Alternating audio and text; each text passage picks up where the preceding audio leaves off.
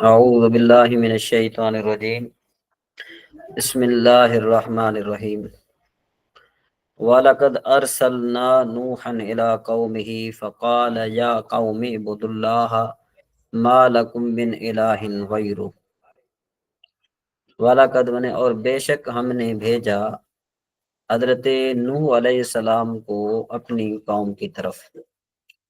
فقال تو حضرت نوح علیہ السلام نے کہا اپنی قوم کو، اے میری قوم، اعبدوا اللہ، اللہ تبارک و تعالیٰ کی عبادت کرو، ما لکم من الہ غیرہ، تمہارا اللہ کے علاوہ کوئی نہیں، افلا تتقون، تو کیا تمہیں ڈر نہیں؟ فقال الملأ، ملا جو ہے نا یہ ہے سردار۔ فقال الملأ الذین کفروا من قومہ، تو اس کی قوم کے جو سردار تھے نا جنہوں نے کفر کیا، تو انہوں نے کہا ما ھذا الا بشر مثلکم، کہ بھئی یہ نہیں ہے مگر تم جیسا ایک آدمی ہے، یرید ان یتفضل علیکم، کہ وہ تمہارا جو ہے نا وہ بڑا بننا چاہتا ہے، یعنی تم پر فضیلت لینا چاہتا ہے۔ ٹھیک ہے نا جی، تم پر کیا لینا چاہتا ہے؟ فضیلت لینا چاہتا ہے۔ ان یتفضل علیکم، تم پر فضیلت، ولو شاء اللہ، اور اگر اللہ تبارک و تعالیٰ چاہتا، لانزل ملائکۃ، تو ضرور اللہ تبارک و تعالیٰ ملائکہ کو نازل فرماتا۔ جب اللہ نے ملائکہ کو نازل نہ فرمایا بلکہ اس کو نازل فرمایا، تو اس کا مطلب یہ ہوا کہ یہ اللہ کی طرف سے نہیں ہے۔ ٹھیک ہے نا جی، ما سمعنا بہذا فی آبائنا الاولین، اور انہوں نے یہ دلیل بھی دینے کی کوشش کی کہ ہم نے اپنے باپ داداؤں سے یہ نہیں سنا تھا۔ ان هو الا رجل به جنۃ فتربصوا به حتى حین، تو وہ تو نہیں ہے مگر ایک دیوانہ مرد ہے جو کچھ جو ہے زمانے تک اس کا انتظار کیے ہوئے، رکے رہو۔ ٹھیک ہے جی۔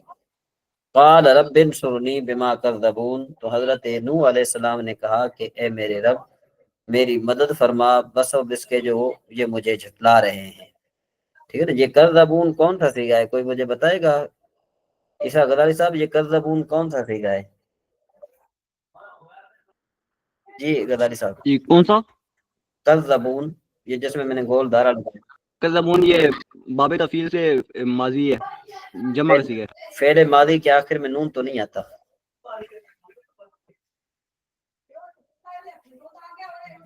فعل ماضی کے آخر میں نون آتا ہے؟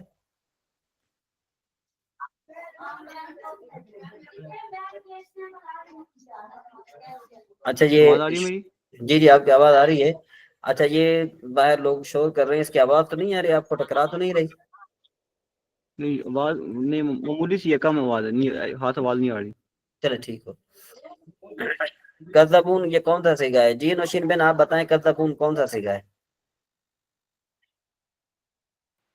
حضرت ہے تو جمع کا صیغہ، اور ہاں لیکن ہے کون سا؟ باقی یہ مضارع کا ہے مفعول یا سے تو نہیں ہے۔ اس کا ہے؟ ہاں مضارع میں تو جو عطین والی کنڈیشن ورڈز 4 ہوتے ہیں اس میں یہ تو کوئی نہیں ہے اس میں۔ پھر حروف عطین میں سے ہوتا ہے نا، تو وہ تو نہیں ہے۔ یہ ماضی میں بھی نون نہیں آتا، وہ بھی نہیں ہے، تو یہ مفعول سے بھی نہیں ہے نا۔ آپ بتا دیں۔ جی میں تو بتا دیتا ہوں۔ جی طارق جمیل صاحب، حارث بھائی آپ بتائیں۔ جی اقرا بین آپ بتائیں یہ کون سا صیغہ ہے؟ سر یہ جمع کا ہے سر۔ نہیں جمع کا تو ہے، فعل کون سا ہے؟ یہ حضرت ایک یہ بھی چیز ہوتی ہے نا جو میرے ذہن میں آ رہی ہے، کہ وہ ایک چیز جو ہے ماضی کے لیے کر کے پھر وہ مستقبل کے لیے بھی بتایا جاتا ہے چلیں قرآن مستقبل مجید کے میں۔ لیے بتایا جاتا ہے، لیکن یہ میں یہ پوچھ رہا ہوں کہ بھئی یہ صیغہ کون سا ہے، مستقبل کا ہے یا ماضی کا ہے؟ بات تو یہی ہے نا۔ آپ آپشنز دیں بھلا، تو تھوڑا اس میں کلیئر ہم تھوڑا دیکھیں نزدیک پہنچ رہے ہیں کیا۔ آپشن دینے والی یہاں پر کوئی بات ہے نہیں نا، میں آپ کو کس چیز سے دوں، اچھا یہاں پر کوئی چیز ہے نہیں۔ ٹھیک ہے صحیح ہے۔ تو پھر اصل بھی میں کہیں گے یہ جو ہے نا، سر اس کا یہ اصل ترجمہ میں کیا ہوگا؟ انہوں نے مجھے جھٹلایا، ہاں تو یہ ماضی تو کا ہے نا، ویسے تو ماضی ماضی کا. بن رہا ہے، ماضی بن ہاں رہا ہے نا۔ ماضی بن اصل میں رہا ہے۔ یہ ہے ماضی کا صیغہ. یہ جو نون ہے نا، نون اصل میں یہ تھا کذبونی، کذبونی، انہوں نے مجھے جھٹلایا. ٹھیک ہے جی، کذبونی کا معنی کیا ہوتا ہے؟ انہوں نے مجھے جھٹلایا. تو یہ جو یہاں پر نون کو یا کو حذف کر دیا گیا، نون کو اس کی جگہ پر رکھا گیا ہے. تو یہ کذبو علیحدہ صیغہ ہے، نون جو ہے نا یہ مفعول ہے، کذبو کا نون مفعول بہی ہے. اب بات سمجھ میں آیا؟ صحیح سر۔ ہاں. حضرت آگے آپ چلیں جی. یہ کہنا چاہتے ہیں کہ یہ ماضی کا صیغہ ہے اور اس کا جو مفعول بھی، یہ تھوڑا لاسٹ والا پوائنٹ آپ کیا فرما رہے تھے؟ یہ جو نون ہے نا، نون یہ مفعول جی جی، بہی ہے کذبو کا. اچھا ٹھیک ہے، ٹھیک ہے، صحیح. نہیں سمجھ میں آئی بات؟ یعنی نون ہاں کا کذبو کے ساتھ تعلق نہیں ہے، علیحدہ ہے، لیکن چونکہ بظاہر ہمیں یہی سمجھ میں آ رہا ہے شاید اس کے ساتھ تعلق ہے، اس لیے. ٹھیک ہے. ہاں. فَأَوْحَيْنَا، تو ہم نے اسے وحی بھیجی کہ الیہ، ان کی طرف ہم نے وحی بھیجی، یعنی حضرت نوح علیہ السلام کی طرف. اَنِّصْنَعِ الْفُلْكَ بِأَعْيُنِنَا، کہ ہمارے سامنے جو ہے نا وہ ہمارے حکم سے کشتی بنائیں. فَإِذَا جَاءَ أَمْرُنَا، پر جب ہمارا حکم آیا، وَفَارَ التَّنُورُ، اور تنور ابلے. ٹھیک ہے نا جی. فَاسْلُكْ فِيهَا مِنْ كُلٍّ زَوْجَيْنِ اثْنَيْنِ، تو پھر کیا ہوا کہ اس میں بٹھا لیے ہر جوڑے میں سے دو. ٹھیک ہے جی. إِلَّا مَنْ سَبَقَ، اور یعنی کہ اہلک، اور اپنے گھر والوں کو بٹھا لیا. إِلَّا مَنْ سَبَقَ عَلَيْهِ الْقَوْلُ، مگر ان میں سے وہ جن پر پہلے یہ جو بات جو پڑ چکی. وَلَا تُخَاطِبْنِي فِي الَّذِينَ ظَلَمُوا إِنَّهُمْ مُغْرَقُونَ، اور ان ظالموں کے معاملے میں مجھ سے بات نہ کرنا، یہ ضرور ڈبو جائیں گے. تو اس آیت کا خلاصہ کیا ہے؟ اس آیت کا خلاصہ یہ ہے کہ جب حضرت نوح علیہ السلام نے دعا فرمائی تو اللہ تبارک و تعالیٰ نے اسے قبول فرماتے ہوئے ان کی طرف وحی بھیجی کہ تم ہماری حمایت حفاظت میں اور ہمارے حکم سے کشتی بناؤ. پھر جب ان کی ہلاکت کا ہمارا حکم آئے نا، اور عذاب کے آثار نمودار ہوں اور تنور ابلنے لگیں، اس میں سے پانی برآمد ہو، تو یہ عذاب کے شروع ہونے کی علامت ہے. تو اس وقت کشتی میں ہر طرح کے جانوروں کے جوڑے میں سے نر اور مادہ، اور اپنے گھر والوں یعنی اپنی مومنہ بیوی اور اپنے ایماندار اولاد یا تمام مومنین کو داخل کر لو. البتہ ان میں سے ان لوگوں کو سوار نہ کرنا جن پر پہلے بات طے ہو چکی ہے، یعنی ان پر عذاب آنا ہے. اور کلام ازلی میں جو ہے نا کہ ان پر عذاب اور ہلاکت جو ہے نا معین ہو چکی ہے. تو اس سے کیا مراد تھا؟ اس سے حضرت نوح علیہ السلام کا کنعان نامی ایک بیٹا اور ایک بیوی ہیں کہ یہ دونوں کافر تھے. تو چنانچہ حضرت نوح علیہ السلام نے اپنے 3 فرزند سام، حام، یافس اور ان کی بیویوں کو اور دوسرے مومنین کو سوار کیا. تو کل لوگ جو کشتی میں سوار تھے تو ان کی تعداد ایک قول کے مطابق 80 تھی. تو نصف مرد اور نصف عورتیں تھیں. حضرت نوح علیہ السلام سے مزید جو ہے کہ ارشاد فرمایا گیا کہ ان ظالموں کے معاملے مجھ سے بات نہ کرنا اور ان کے لیے نجات طلب کرنا، نہ جو ہے نا دعا فرمانا، یہ ضرور جو ہے کہ غرق کیے جانے والے ہیں. تو یعنی یہ غرق ہو جائیں گے، یہ ختم ہو جائیں گے. ٹھیک ہے نہیں؟ تو یہاں پر کیا فرمایا؟ ولا تخاطبنی، اور مجھ سے خطاب نہ ہونا ان لوگوں کے بارے میں جنہوں نے ظلم کیا یعنی کفر کیا. انہم مغرقون، بے شک جو ہے کہ وہ غرق کیے جائیں گے. ٹھیک ہے. حضرت نوح علیہ السلام جو ہے نا یہ ثانی آدم ہے. اب آپ اندازہ لگائیں کہ اس دور میں صرف 80 جو ہے نا وہ، یعنی جو آپ یوں کہہ رہے ہیں کہ مردم شماری جو ہے نا وہ 80 تھی، جس میں آدھی جو ہے نا عورتیں تھیں اور آدھے مرد تھے. ٹھیک ہے نا جی. تو یہ ثانی جو ہے نا آدم ہے. ان کو حضرت نوح علیہ السلام کو ثانی آدم کا جو ہے نا یہ خطاب ملا ہوا ہے. فَإِذَا اسْتَوَيْتَ أَنْتَ وَمَن مَّعَكَ، پھر جب ٹھیک بیٹھے کہ کشتی پر آپ اور آپ کے ساتھ جو ہے نا جو بھی ہیں فَقُلْ، تو پھر آپ فرما دیجئے الحمدللہ الذی نجانا من القوم الظالمین، کہ ساری خوبیاں اللہ تبارک و تعالیٰ کی جس نے ہمیں ان ظالموں سے نجات دی. ٹھیک ہے جی. وَقُلْ، اور فرما دیجئے رب انزلنی منزلا مبارکا وانت خیر المنزلین، اور عرض کر کے اے میرے رب مجھے ہر برکت والی جگہ اتار اور تو سب سے بہتر جو ہے کہ اتارنے والا ہے. ان فی ذالک لآیات وان کننا لمبتلین، اور بے شک اس میں نشانیاں ہیں، اور بے شک ہم جو ہے نا کیا ہے کہ ضرور ہم جو ہے نا کیا ہے کہ آزمانے والے ہیں. مبتلین کا معنی کیا ہوتا ہے؟ آزمانے والے ہیں. ثم انشأنا، ٹھیک ہے، پھر ہم نے ان کے بعد ہم نے اور جو ہے نا ایک کرنن بستی پیدا کی، یا ہم نے ایک ساتھی پیدا کیے یا سنگت پیدا کی، آپ جو بھی کہہ سکتے ہیں. فارسلنا فیہم رسولا، یعنی پھر اللہ تبارک و تعالیٰ نے ایک مخلوق پیدا کی، پھر اس میں اللہ تبارک و تعالیٰ نے ایک رسول بھیجا ان میں سے. آنے عبد اللہ، یہ کہ وہ اللہ کی عبادت کریں. ما لکم من الہ غیرہ، کہ بھئی تمہارے لیے اللہ کے علاوہ کوئی مددگار نہیں ہے، کوئی معبود نہیں ہے. افلا تتقون، تو کیا تم جو ہے نا کیا ہے کہ ڈرتے نہیں ہو. جی اس کا خلاصہ نہایت آسان ہے، کون اپنے لفظوں میں جو بیان کرے گا؟ جی جی نشین بن، آپ نے سنا ہے، ذرا اس کو اچھے طریقے سے کمپلین کریں، وہ کریں، واضح کریں. حضرت جی جی حضرت اس میں مین جو چیز ہے وہ شرک کے بارے میں، اور حضرت نوح کے جو ہے وہ اس قوم کے بارے میں ہو رہی ہے کہ، اور یہ سب سے بڑا ظلم ہے. اور دوسرا یہ ہے کہ کیا کہتے ہیں، اس رکوع یہی کا چیز خلاصہ بتائی یہ گئی ہے، نا. اس رکوع کا خلاصہ یہ ہے کہ اللہ تبارک و تعالیٰ نے حضرت نوح علیہ السلام کو اپنی قوم کی طرف بھیجا، اور حضرت نوح علیہ نبینا علیہ السلام نے اپنی قوم کو یہ فرمایا کہ اللہ کی عبادت کرو، اللہ کے علاوہ تمہارا کوئی معبود نہیں ہے، تم اس سے ڈرو. ٹھیک ہے جی. تو جو وہاں کے جو سرداران تھے، جو چودھری تھے یا وڈیرے تھے یا جو بھی تھے، تو انہوں نے کہا کہ بھئی ہم یہ تو ایک جو ہے نا وہ بشر ہیں، اور یہ تم پر فضیلت حاصل کرنا چاہتا ہے. اگر اللہ تبارک و تعالیٰ جو ہے نا کہ اللہ تبارک و تعالیٰ کی طرف سے یہ آتا تو اللہ تعالیٰ کسی فرشتے کو نازل فرماتا. تو جب اللہ نے کسی فرشتے کو نازل نہیں فرمایا بلکہ یہ آیا ہے، تو اس کا مطلب یہ کہ معاذ اللہ یہ اللہ کی طرف سے نہیں ہے. اور دوسری بات یہ ہے کہ ہم نے بڑوں سے بھی یہ نہیں سنا کہ حضرت نوح علیہ السلام آئیں گے. ٹھیک ہے جی. تو آگے پھر اللہ حضرت نوح علیہ السلام نے فرمایا قال رب انصرنی، اے میرے رب میری ان پر مدد فرما، یہ میرے جھٹلا رہے ہیں. تو اللہ تبارک و تعالیٰ نے فرمایا کہ آپ کشتی بنائیں. ٹھیک ہے جی. اور جب جو ہے نا اس کی نشانی یہ ہے کہ جب اللہ کا عذاب آئے گا نا، تو ہم جب فائدہ جا امرنا کا مطلب ہے جب ہمارا امر آئے گا، یعنی ہمارا عذاب آ جائے گا، تو تنور ابلیں گے. ٹھیک ہے جی. تو پھر کہتے ہیں کہ پھر اس میں آپ فسلک فیہا من کل، تو اس میں آپ سوار کی دیجئے ہر جوڑا دو. ٹھیک ہے جی. وہ اہلکا، اور ہم نے جو ہے نا کیا ہے کہ اس کے بعد جو ہم نے ہلاک کیا مگر جو پہلے گزر چکے. تو بہرحال اللہ تبارک و تعالیٰ نے پھر حضرت نوح علیہ السلام کو فرمایا کہ جو ظالم لوگ ہیں آپ ان کی سفارش نہ فرمائی دیجیے گا. اور اس کے بعد اللہ نے فرمایا جب آپ کشتی میں بیٹھیں تو پھر مجھ سے آپ دعا کریں، اور میں جو ہے نا کیا ہے کہ آپ کو اچھی جگہ اتاروں گا.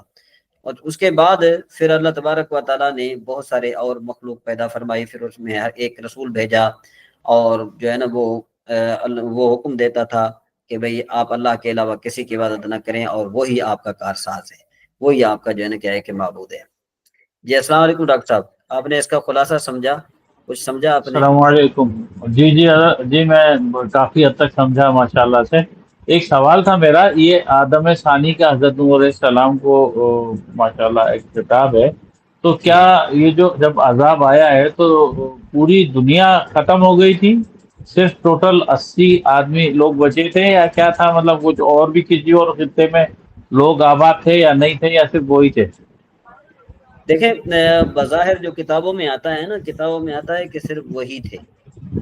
ٹھیک ہے جی. اور پوری روئے زمین جو ہے وہ اس سے پانی سے بھری ہوئی تھی، یہ اللہ کا عذاب تھا. اللہ تبارک و تعالیٰ نے جو ہے نا کیا ہے کہ یہ عذاب عطا فرمایا تھا، ایک عذاب بھیجا تھا.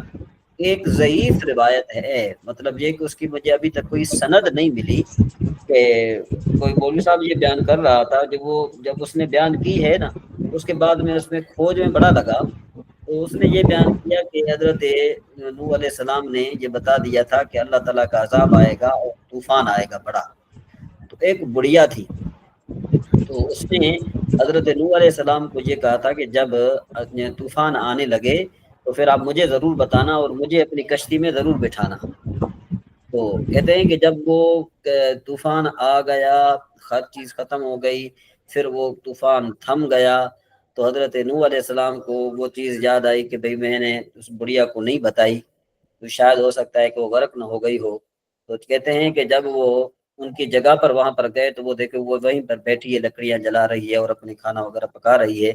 تو وہ بڑھیا نے جب ان کو دیکھا تو کہا کہ اچھا اللہ کا عذاب اب آنے والا ہے، طوفان اب آنے والا ہے، تو میں تیاری کر لوں. تو نے کہا جی وہ تو طوفان آگے کب کا چلا گیا. ٹھیک ہے نا جی. تو اس سے یہ بھی ظاہر ہوتا ہے کہ جو اللہ تبارک و تعالیٰ ہے کہ اگر کسی کو بچانا چاہے تو بچا سکتا ہے. مطلب یہ کہ جس کا ایمان کامل تھا اللہ نے اس کو بچا لیا، اور جس کا ایمان کامل نہیں تھا اللہ نے اس کو ڈبو دیا. جی ڈاکٹر صاحب. اس کی کوئی صنعت تو نہیں ملی نا حضرت. وہ تو ہم نے تو یہ سنا کہ حضرت نوح علیہ السلام کی جو کشتی تھی وہ تو جودی پہاڑ پر جا کے رکی تھی. اب جودی پہاڑ اور کتنے دن تک وہ چلتے رہے تو وہ واپس جودی پہاڑ سے اپنے علاقے میں آنا ایک بہت بڑا لمبا سفر ہے. میرا خیال ہے یہ تو اس کے اوپر مزید اور تحقیق کرنی پڑے گی کہ واقعی یہ حدیث صحیح ہے بھی یا نہیں. ہاں بالکل صحیح یہ بات ہے. سوری روایت، یہ روایت ہاں اس کے اوپر ایک بات یہ ملتی ہے کہ جو خاص کر کے آپ دیکھتے ہیں کہ آسمان میں نا تھوڑے بہت نشان نظر آتے ہیں رات کو جب آپ سوتے ہیں. نہ کسی نے کہا تھا کہ یہ حضرت نوح علیہ السلام کی جو بیڑی ہے نا وہ وہاں پر جا کر لگی تھی. اس کی بھی ابھی کوئی سند جو ہے نا کیا ہے کہ نہیں ہے. نہیں، جودی پہاڑ کا تو سنا تھا نا کہ وہی وہاں پر رکی تھی اور اس کے بعد جو ہے وہ وہیں پہ ہی مل بھی گئی ہے. سنا ہے کچھ جو ریسرچرس ہیں، جو ریسرچ کرنے والے لوگ ہیں ان کو مل بھی گئی ہے وہ. اچھا یعنی وہ جو حضرت نوح ہاں علیہ السلام کی کشتی وہ مل گئی ان کو. سنا ہے کہ ملی ہے. اب میں کنفرم میں بھی کروں گا، اب اس کے اوپر پیچھے لگتا ہوں.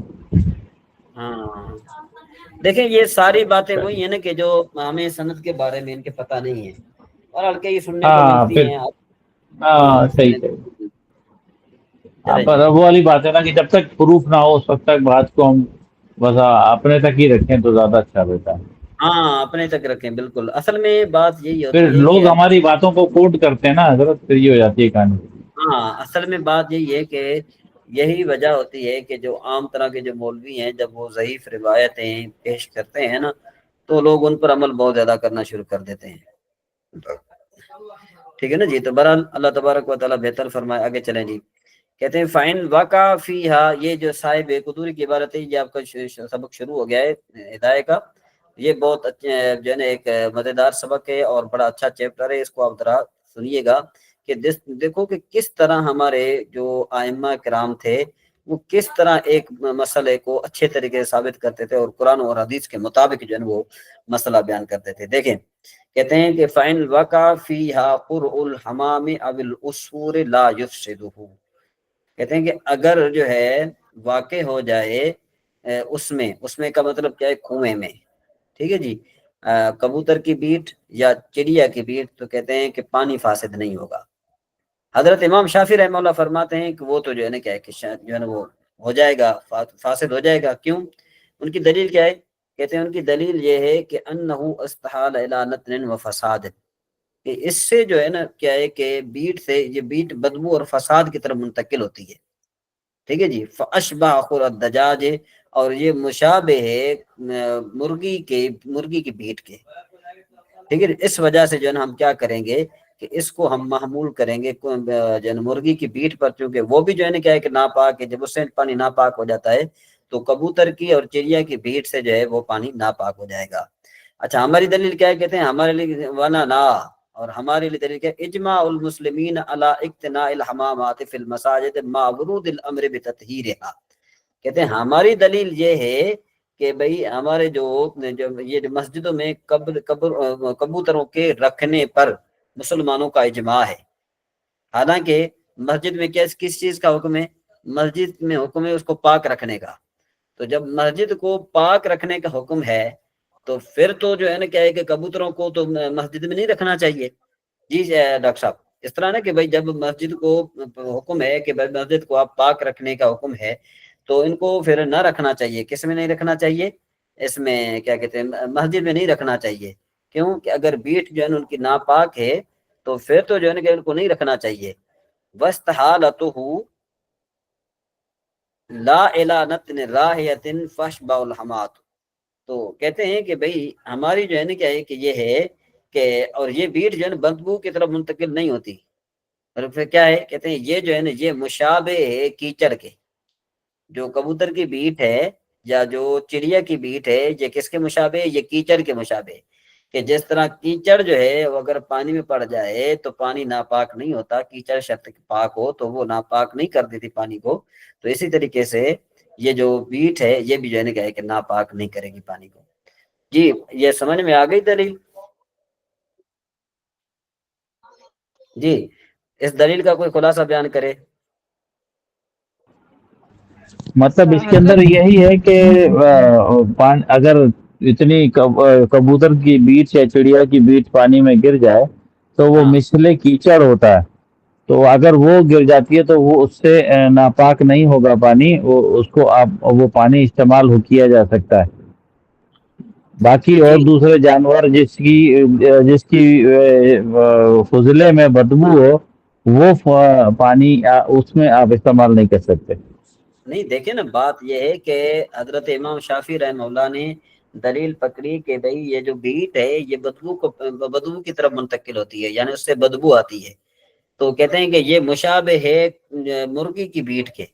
تو جب مرغی کی بیٹ کا حکم یہ ہے کہ وہ پانی کو ناپاک کر دیتی ہے، اس کا حکم ہے وہ ناپاک کر دیتی ہے، تو کہتے ہیں کہ انہوں نے پھر قیاس کیا مرغی کی بیٹ پر۔ سمجھ میں آ رہی بات؟ تو اس وجہ سے انہوں نے یعنی فساد پانی کا حکم لگایا۔ لیکن ہم کیا کہتے ہیں؟ ہم کہتے ہیں کہ اگر جو جس طرح آپ کہہ رہے ہیں کہ مرغی کی بیٹ کے مشابہ ہونے کی وجہ سے پانی وہ کیا کہتے ہیں اس کو، کبوتر کی بیٹ کو آپ ناپاک قرار دے رہے ہیں، حالانکہ اس بات پر تو اجماع ہے کہ جو مسلمان ہیں انہوں نے اجماع کیا کہ مسجد میں کبوتروں کو رکھنا جائز ہے۔ جب مسجد میں کبوتروں کو رکھنا جائز ہے تو دوسری طرف حکم کیا ہے کہ مسجدوں کو تم پاک رکھو۔ اگر اجماع اس بات پر ہے کہ بھئی تم کبوتروں کو رکھو تو ظاہر بات ہے کہ اجماع تو ایسا تو کبھی نہیں ہوگا نا کہ جس میں مسجد میں گندگی پھیلے۔ جی اب سمجھ میں آ رہی ہے بات ہماری دلیل؟ تو لہذا اس کو ہم کیچڑ کے مثل کر دیں گے۔ جی ڈاکٹر صاحب؟ جی بالکل سمجھ رہے ہیں۔ ہاں اچھا جی، اب ذرا آگے چلیں۔ دوسرا مسئلہ کہتے فَإِن بَالَتْ فِيهَا شَاةٌ، کہ بھئی اگر کنویں میں پیشاب کر دے بکری، نوزع الماء كُلُّهُ، سارے کا سارا پانی خالی کر دیا جائے گا۔ عند ابی حنیفہ، حضرت امام ابو حنیفہ اور حضرت امام ابو یوسف رحمہ اللہ کے نزدیک۔ وقال محمد، یہ ایک صاحب قدر کی عبارت ہے، حضرت امام محمد رحمہ اللہ فرماتے ہیں خالی نہیں کیا جائے گا الا اذا غلب علی الماء، مگر جب پانی غالب آ جائے۔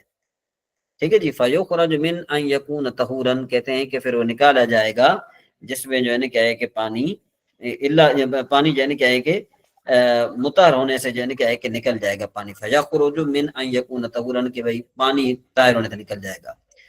واصلہ، اور اس اختلاف کی جڑ یہ ہے کہ ان بول ما یوکل لحمہ طاہر عندہ، کہ حضرت امام محمد رحمہ اللہ نے کیوں کہا کہ بھئی خالی نہیں کیا جائے گا؟ ان کے نزدیک جو ہے وہ جانور کے جن کا گوشت کھایا جاتا ہے نا، حضرت امام محمد رحمہ اللہ فرماتے ہیں کہ وہ پاک ہے، وہ ان کا پیشاب پاک ہے۔ اور حضرت امام اعظم ابو حنیفہ اور حضرت ابو یوسف رحمہ اللہ فرماتے ہیں کہ ان کا پانی پاک نہیں ہے۔ ٹھیک ہے نا؟ کیوں؟ اچھا جی، حضرت امام محمد رحمہ اللہ نے کیوں کہا؟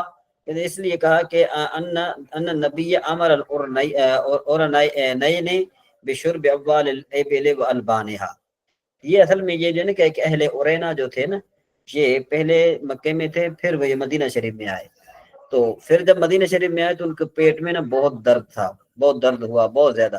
اصل میں وجہ یہ تھی کہ وہ پہلے سے بھی جو ہے نا کہ ایک اونٹ کے پیشاب وغیرہ پیا کرتے تھے، تو حضور نبی کریم صلی اللہ تعالیٰ علیہ وآلہ وسلم نے ان کو حکم فرمایا کہ وہاں پر صدقے کے اونٹ ہیں تو وہاں پر جاؤ، تم جو ہے نا کیا ہے کہ ان کا دودھ بھی پیو اور ان کا جو ہے نا تم پیشاب بھی پیو۔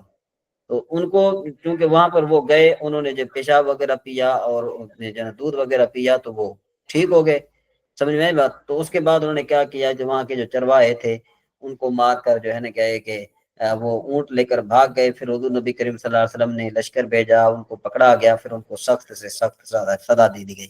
بہرحال حضرت امام محمد رحمہ اللہ فرماتے ہیں کہ جب حضور نبی کریم صلی اللہ علیہ وسلم نے اونٹ کے پیشاب کے پینے کا حکم دیا تو اس کا کیا مطلب ہوا کہ چونکہ اس کا گوشت کھایا جاتا ہے تو لہذا وہ پیشاب پاک ہے، ناپاک نہیں۔ اگر ناپاک ہوتا تو حضور نبی کریم صلی اللہ علیہ وسلم کبھی بھی حکم نہ دیتے، ٹھیک ہے جی۔ تو اس لیے چونکہ بکری کا بھی گوشت کھایا جاتا ہے تو حضرت امام محمد رحمہ اللہ فرماتے ہیں کہ ان کا پیشاب پاک ہے، لہذا اگر وہ پانی میں گر جائے تو پانی ناپاک نہیں ہوگا، جبکہ حضرت امام ابو یوسف اور حضرت امام اعظم ابو حنیفہ رحمہ اللہ فرماتے ہیں کہ پانی ناپاک ہو جائے گا۔ اب یہ تو دلیل آ گئی حضرت امام محمد رحمہ اللہ کی، وَلَهُمَا، اور ان دونوں کی دلیل کیا ہے؟ استنزہوا من البول، تو حضور نبی کریم صلی اللہ علیہ وسلم نے فرمایا کہ پیشاب سے بچو، فإن عامۃ عذاب القبر منہ، کہ بھئی اس سے جو ہے نا کیا ہے کہ عذاب قبر عام اس سے ہوتا ہے، عام طور پر عذاب قبر کیا ہوتا ہے؟ اس سے ہوتا ہے، ٹھیک ہے جی۔ تو لہذا اسی سے ہوتا ہے، تو بغیر جو ہے نا کیا ہے کہ کسی تفصیل کے، اور اس کے لیے آگے پھر فرمایا لأنه يستحيل إلى نتن وفساد فصار كبول ما يؤكل لحمه، تو کہتے ہیں کہ چونکہ یہ کیا ہے نا یہ ہو جائے گا کہ بھائی ہاں، اور اس کے لیے اس لیے کہ معقول اللحم، جن کا گوشت کھایا جاتا ہے نا، جانوروں کا پیشاب بدبودار اور کس کے طرف بدبو اور پیشاب کی طرف منتقل ہو جاتا ہے، تو لہذا یہ غیر معقول اللحم جانوروں کی پیشاب کی طرح ہو جائے گا، ٹھیک ہے نا جی۔ تو لہذا اس میں کوئی تعویل نہیں۔ اچھا، بتاویل و ما رویہ، اور وہ جو حدیث شریف پیش کی گئی، حضرت امام محمد رحمہ اللہ نے جو حدیث پیش کی کہ بھئی اس کی تعویل کچھ اس طرح ہے کہ آپ صلی اللہ تعالیٰ علیہ وآلہ وسلم کو بذریعہ وحی جو ہے نا اہل اورینا کی شفا اسی سے جو ہے نا کیا ہے کہ معلوم ہوئی تھی آپ کو وحی کے طور پر، ٹھیک ہے جی۔ عرف شفاءہم فی وحی، وحی کے طور پر۔ ثم عند ابی حنیفہ، پھر حضرت ابو حنیفہ رحمہ اللہ کے نزدیک لا یحل شربہ للتداوی ولا لغیرہ، تو حضرت امام اعظم ابو حنیفہ رحمہ اللہ نے جو ہے نا یہ منع فرما دیا کہ بھئی پیشاب کا پینا دوا کے لیے یا اس کے علاوہ جو ہے نا کیا ہے کہ بالکل حلال ہی نہیں ہے، ٹھیک ہے جی۔ کیوں بھائی؟ کہتے ہیں لأنه لا يتيقن بالشفاء فيه، کہ اس میں شفا کا یقین ہی نہیں ہے، وہ تو حضور نے حکم فرمایا تھا، حضور کو اللہ تبارک و تعالیٰ نے وحی کے ذریعے بتا دیا تھا کہ وہاں پر جو ہے ان کو کہو کہ وہ پیشاب وغیرہ پئیں، ٹھیک ہے جی۔ تو کہتے ہیں کہ لہذا جب اس میں شفا نہیں ہے کہ فلا یعرض عن الحرمت، تو اس کی حرمت سے اعراض نہیں کیا جائے گا، ہم یہ نہیں کہیں گے کہ وہ حرام نہیں ہے بلکہ حرام ہے۔ وعند ابھی اب اچھا، پھر حضرت امام اعظم اور حضرت امام ابو حنیفہ رحمہ اللہ کے نزدیک اختلاف کس بات میں؟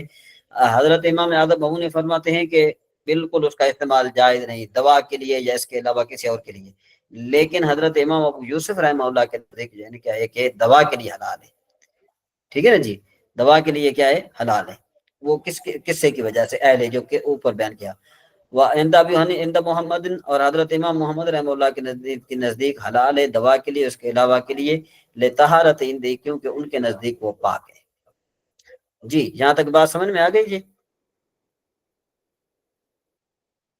حضرت اس میں جو آتا ہے مسئلہ، ایک ہم نے حدیث شروع سے سنتے چلے آ رہے ہیں کہ نبی کریم صلی اللہ علیہ وسلم قبرستان سے گزرے، آپ نے دیکھا 2 قبروں پہ عذاب ہو رہا تھا، آپ نے کھجور کی ٹہنی توڑ کے ایک قبر پہ ڈال دی اور دوسری پہ ڈال دی، آپ نے فرمایا جب تک ان کی ٹہنی ہری رہے گی ان پر عذاب نہیں ہوگا۔ پوچھا گیا کہ یہ کیوں ہو رہا ہے، تو آپ نے فرمایا کہ ایک پیشاب کے چھینٹوں سے نہیں بچتا تھا۔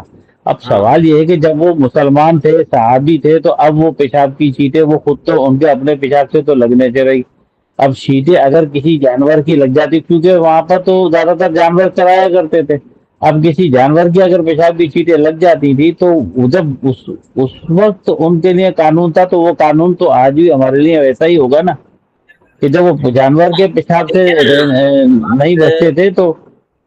ڈاکٹر صاحب آپ کی بات بجا ہے، آپ صحیح کہہ رہے ہیں، لیکن اصل میں آپ کو سمجھا رہا ہوں کہ جو ائمہ کرام ہیں نا، ائمہ کرام، حضرت امام محمد رحمہ اللہ، حضرت امام اعظم ابو حنیفہ رحمہ اللہ، حضرت ابو یوسف رحمہ اللہ، حضرت امام شافعی رحمۃ اللہ تعالیٰ علیہ، حضرت امام مالک رحمۃ اللہ تعالیٰ علیہ، حضرت امام ظفر رحمۃ اللہ تعالیٰ علیہ، یہ سارے کے سارے حق پر ہیں۔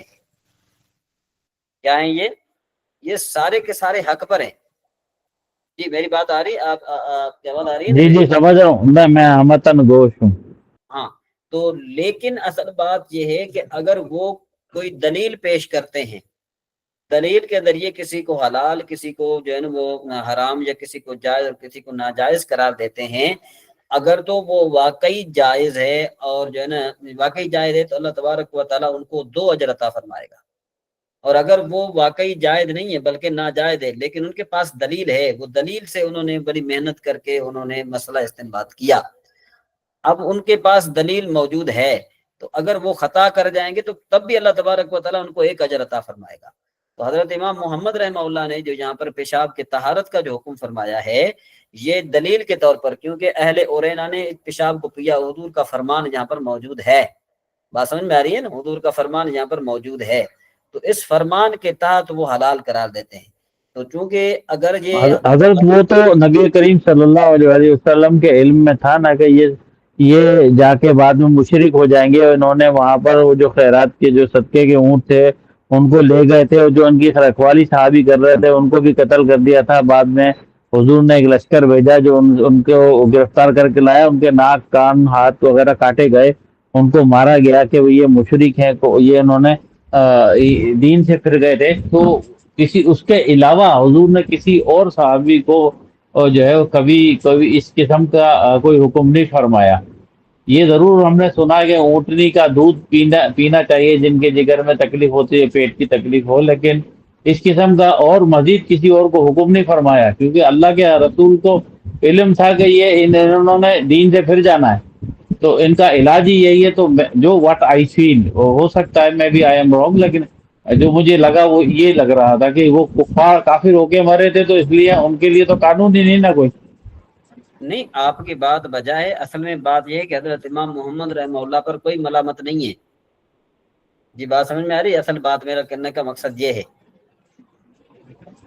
نہیں ٹھیک ہے، سمجھ رہا ہوں بات کو۔ ابھی یہ کچھ دنوں پہلے ایک وہ بھی چلا تھا، ایک ڈاکٹر ذاکر نائک کا، کہ انہوں نے بھی کہا تھا کہ جن جانوروں کا ہم گوشت کھاتے ہیں یا جو ہمارے لیے حلال ہیں ان کا پیشاب پاک ہے، تو اس پر بھی بڑا نیگیٹو سوال اٹھتے تھے کہ یار یہ کیا چکر ہے، ان کا بھی گوشت پاک ہے، بھائی دیکھیں، ایسے کیسے ان کا پیشاب پاک ہے تو کیسے ہو سکتا ہے؟ وہ شاید اسی پوائنٹ کو لے کر کے بات کر رہے ہوں گے، یہ ہو سکتا ہے۔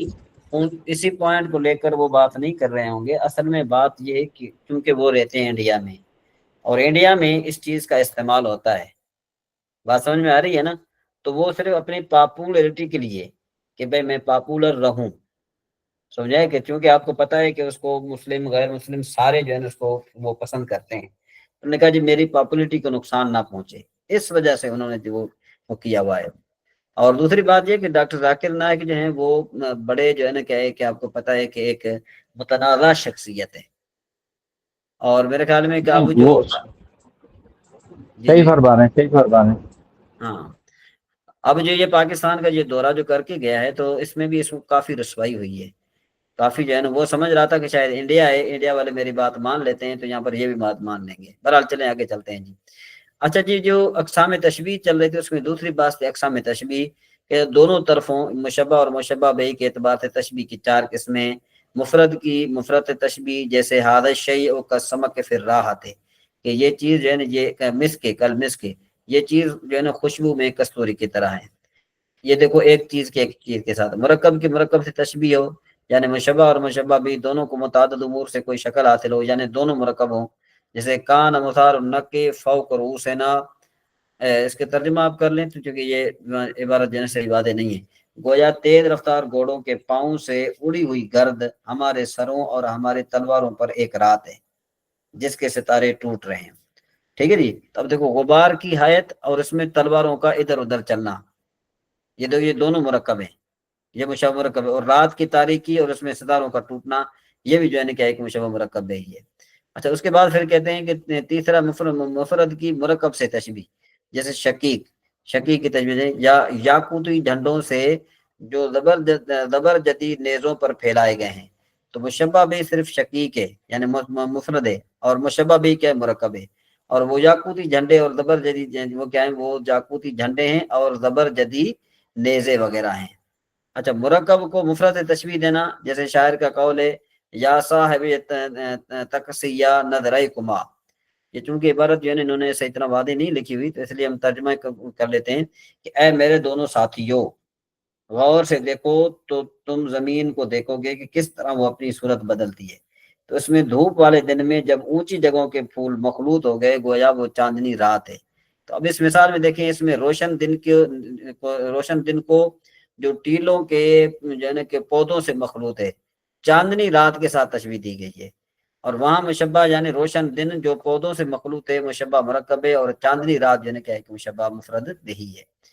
اچھا، اس کی اور ایک تقسیم ہے، یعنی دونوں طرف کے اعتبار سے تشبیہ کی یہ دو قسمیں ہیں۔ تشبیہ ملغوف، یعنی کلام میں دو یا اس سے زیادہ مشبہ لائے جائیں پھر مشبہ بھی لایا جائے، جیسے دیکھو کان مقول الطیر رطبا و یابسا، گویا پرندوں کے تازہ اور خشک دل شکرے کے گھونسلے کے پاس اناب یعنی پھل اور ردی کھجوروں کی طرح ہیں۔ اس میں پرندے کے تازہ کلیجے کو اناب سے اور خشک کو پرانی ردی کھجوروں سے جو ہے تشبیہ دی، گویا پہلے دونوں مشبہ ذکر کیے اور پھر دونوں مشبہ بھی۔ اچھا، تشبیہ مفروق، پہلے ایک مشبہ اور جو ہے مشبہ بئی کو لایا جائے، پھر دوسرے جو ہے کہ اس میں مشبہ بئی اور مشبہ کو لایا جائے۔ اس کی مثال دیتے ہیں، جیسے دیکھو ان عورتوں کی خوشبو کستوری کی طرح ہے، کستوری کے چہرے دیناروں سے، یعنی ان عورتوں کی خوشبو کستوری کے چہرے دیناروں جیسے اور انگلیوں کے سرے جو ہے نا انم درخت کے پھول کی طرح سرخ ہے۔ تو یہاں پر اب آپ دیکھیں گے تو یہاں پر النشر مشبہ، مسک مشبہ بئی، الوجوہ جو ہے نا مشبہ وجوہ یعنی چہرے، اور دنانیر جو مشبہ ہیں، اور اطراف مشبہ اور غنم جو ہے نا یہ مشبہ بئی ہیں۔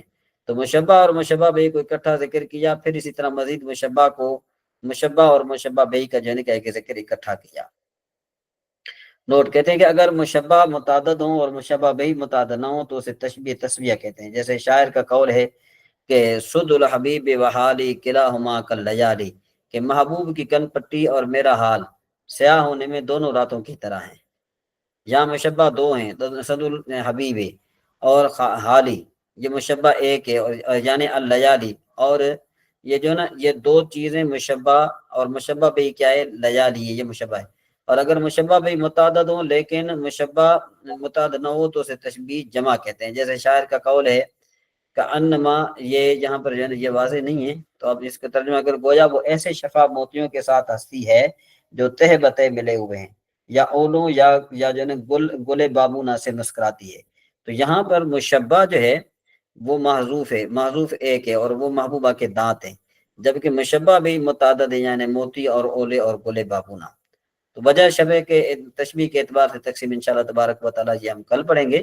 اور ایک تو آپ کے لیے ایک اور بھی ہے، میں نے جو ہے نا وہ ترکیب کے حوالے سے آپ کو سوچا